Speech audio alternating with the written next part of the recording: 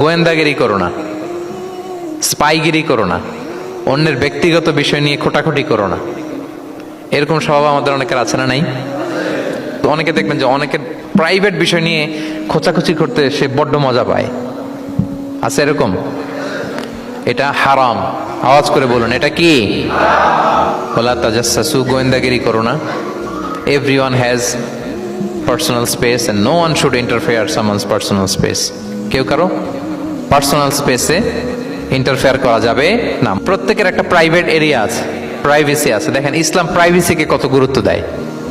প্রত্যেকের প্রাইভেসিকে ইসলাম কত গুরুত্ব দেয়। কারো প্রাইভেসির মধ্যে ইন্টারফেয়ার করা এটা ইসলাম পছন্দ করে না। এজন্য খবরদার, কারো ব্যক্তিগত কোনো ইস্যু নিয়ে আমরা নাক গলাতে পারবো না। কারো মোবাইল ধরে মোবাইলের গ্যালারি চেক করা, কারো ইনবক্স চেক করা, কাউকে না বলে কারো চিঠি পড়ে ফেলা, উকি মারা, আড়ি পাতা, এগুলো হারাম। এগুলো কি?